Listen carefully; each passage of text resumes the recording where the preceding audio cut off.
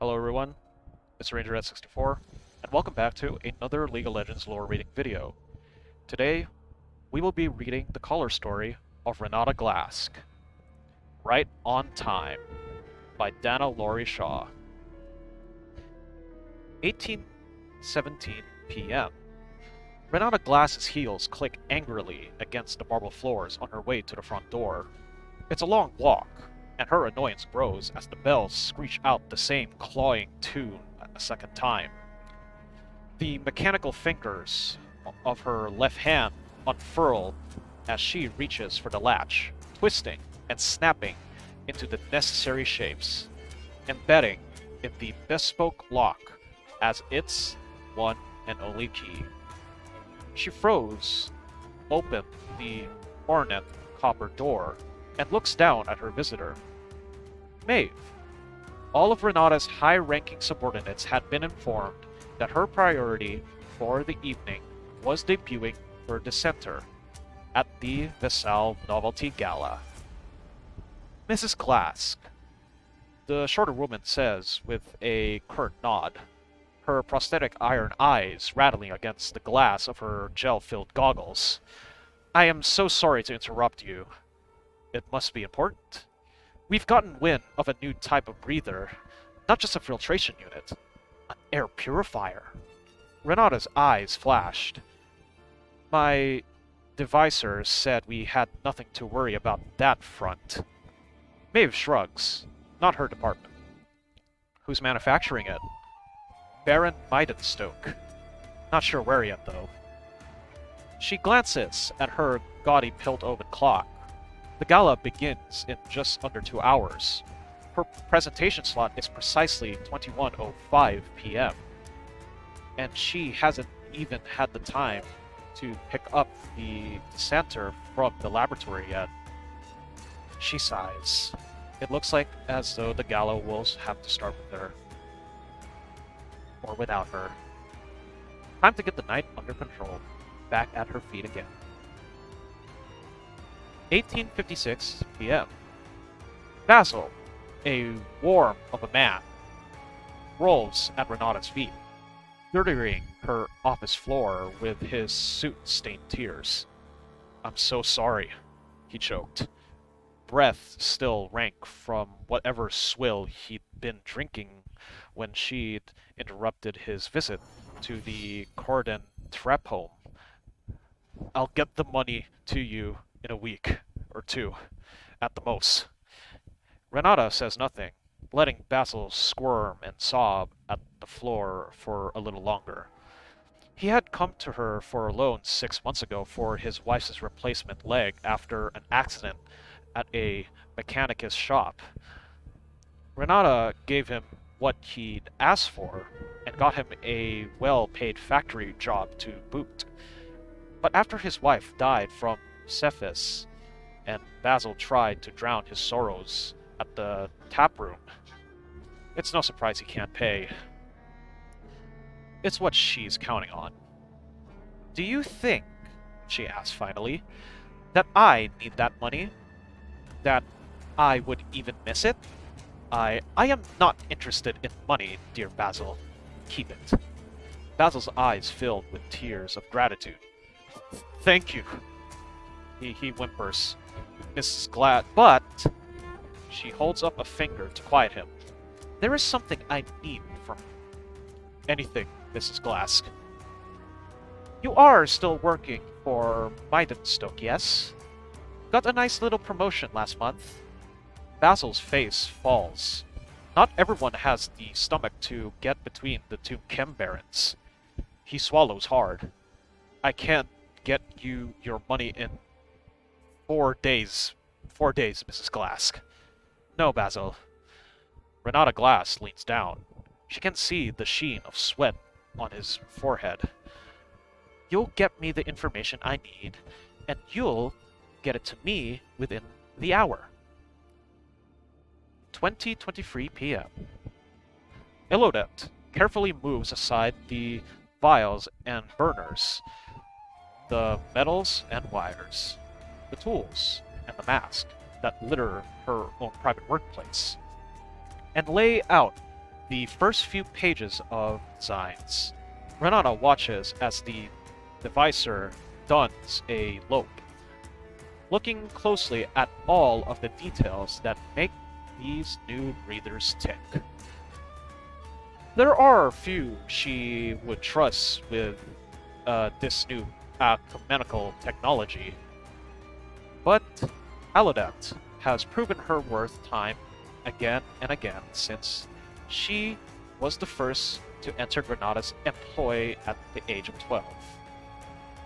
These are unbelievable, Adelet breathes severely. No filter system, no place for the toxins in the air to go. They just destroy the toxins, eliminates them completely. And you understand how it works? Renata asked. Would you be able to replace it with the results in a familiar product? Without question. Aladet's fingers twitch excitedly. Is this my next project? It is. Renata pauses. But make some part of it necessary to replace. Filters are a great way to keep money rolling. Find our version of that for a purifier. Renata looks at Maeve, who's standing in the corner near the door and awaiting instructions. We are sure about the factory? Maeve nods. Yes, my scouts confirmed it. Just beneath Biden Stokes' dance hall in the Maiden, as Basil said. Excellent. 22:30 then. That should give us both plenty of time. Maeve turns to leave, but Renata stops her and glances at the devicer. Eladat, the Sanders show ready, yes? Eladat snorts as she marks up the design documents. Of course, Mrs. Renata. Beside the devicer's workstation sits the center prototype. A weapon, a tool, a mechanized wonder attuned only to the gestures of Renata's left hand. An elegant lines of gold and brass, both sinews and sharp, protective yet delicate. Bubbling inside the contraption is the glowing magneta liquid that encompasses Renata's entire inheritance. Renata twirls one of her mechanical fingers in the air. In response, one of the vials attached to the decanter fills with a pink gas. She plucks a breather from Eladat's desk and grabs the vial, clicking into the mask in place of a filtration unit. Makes things easy on yourself. Alright, she says as she tosses the mask over to Maeve. With a nod, Maeve exits. Mrs. Renata? The devicer looks at the floor as Renata turns back to look at her. How are my parents? I haven't seen them in... Yeah. They've just bought a house, Renata says casually. And I found work for your brother and his fiancée at the Colbitar. Your work has kept them very happy. A pause. You should visit them. Eladat had snapped up. Really? Absolutely. With a beckoning gesture from Renata, the center's thrust fire lifting it into the air. It bobs beside her as she walks towards the door. After the demonstration, of course. 21:46 p.m. And now, finally, the announcer says with a glare at Renata, we have the newest product from Glasc Industries, presented by the fabulous Renata Glasc herself. Renata, darling, please join us on stage. With practice eased, Renata steps out from behind the curtain to ravenous applause. Wealthy Piltovans, dressed to impress, filled the Viscilla clan's lavish ballroom, eager to hear about the newest novelties from their favorite Zaunite. The announcer claps politely, though his eyes roll at this level of excitement from the audience. Renata removes her mask. Every breath she takes of the empty Piltover air cuts her throat like glass. But still, she smiles. A big thank you to the Vesela clan for having me. What a treat it is to spend an evening in your beautiful city. For many of you, Chemtech is a wild, scary world. An ugly word as well. One of iron and decay. What, then, could a Zonite have to offer Piltover? Glass Industries has shown you time and time again that Chemtech doesn't have to be ugly. And tonight, I'm going to show you that it can be beautiful. A flick of her wrist, and the centenar floats across the stage, past the announcer to Renata. Delighted gasps punctuate the murmur of the crowd. So easily pleased, so hopelessly naive. The Glass Industries Dissenter, a milestone in the world of healing, alchemists and nursemaid all in one, creating medicine and administrating it in the same breath. She's interrupted by the announcer coughing into his sleeve. She turns to him, knowing full well that none of the chemicals in the Dissenter are strictly medical. Would our kind announcer be interested in helping with the demonstration? 22:29 p.m. Renata sips her sparkling wine as yet another potential inventor approaches her across the room.